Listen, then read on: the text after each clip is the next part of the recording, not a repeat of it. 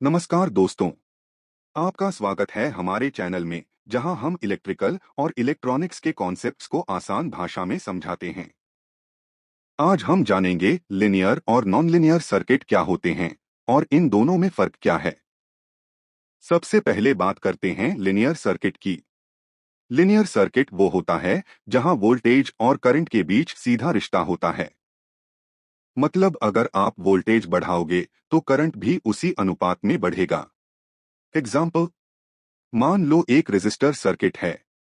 अगर 5 वोल्ट पर current 0.5 ampere है तो 10 वोल्ट पर करंट 1 एम्पियर होगा, क्योंकि यहाँ ओम्स लॉ VIR लागू होता है। इसका वी आई ग्राफ एक सीधी रेखा होती है। अब बात करते हैं नॉन लिनियर सर्किट की। यह वो सर्किट होते हैं जहां वोल्टेज और करंट का रिश्ता सीधा नहीं होता। यहाँ रेजिस्टेंस बदलता रहता है वोल्टेज या करंट के साथ। एग्जाम्पल, जैसे डायोड या ट्रांजिस्टर। डायोड में जब तक थ्रेशहोल्ड वोल्टेज नहीं पहुंचती तब तक करंट नहीं बहता, और एक बार पहुंच जाए तो करंट तेजी से बढ़ जाता है। इसका वी आई ग्राफ मुड़ी हुई रेखा होती है, यानी नॉन लिनियर।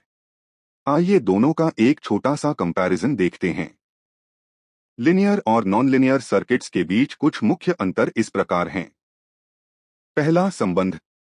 लिनियर सर्किट में वोल्टेज और करंट का रिश्ता सीधा होता है, यानी V प्रोपोर्शनल टू I, जबकि नॉन लिनियर सर्किट में यह रिश्ता सीधा नहीं होता।